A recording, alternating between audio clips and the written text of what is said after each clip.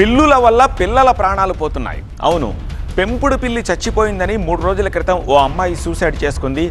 ఆ విషాదం ఇంకా మరచిపోకముందే మరో ఘోరం జరిగింది.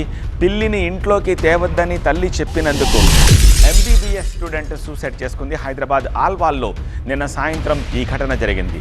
పిల్లి విషయంలో గొడవపడి ఏకంగా MBBS విద్యార్థిని శ్రేష్ఠ ప్రాణాలు తీసుకుంది. పిల్లిని ఇంట్లోకి తేవద్దు అన్నందుకు తల్లితో గొడవపడి విద్యార్థిని సూసైడ్ చేసుకుంది.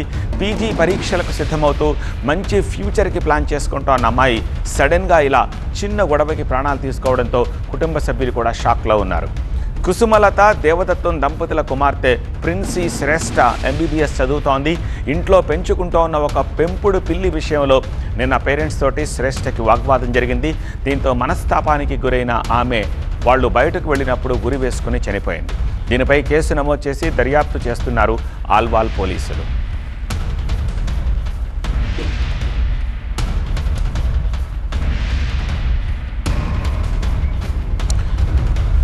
మూడు రోజుల క్రితం మీర్పేటలో కూడా ఇలానే జరిగింది. పెంపుడు పిల్లి మరణం తట్టుకోలేక పురుగుల మందు తాగి హిమబిందు సూసైడ్ చేసుకుంది. 2 ఏళ్లుగా పిల్లిని ఇంట్లో వాళ్ళకంటే మిన్నగా చూసుకునేది హిమబిందు.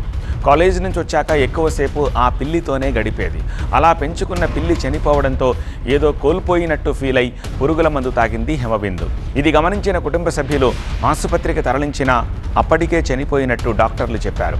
ఇక ఇప్పుడు MBBS చదువుతోన్న అమ్మాయి కూడా ఇలాగే పిల్లి విషయంలో సూసైడ్ చేసుకోవడం చర్చనీయాంశంగా మారింది. కుక్కలు, పిల్లులు, పక్షుల్ని చాలామంది ప్రేమగా సాకుతూ ఉంటారు. ఇంట్లో సభ్యుల్లా వాటిని చాలా జాగ్రత్తగా చూసుకుంటూ ఉంటారు. వాటికి గ్రాండ్గా బర్త్డేలు చేయడం లాంటివి మనం చాలా చూసాం.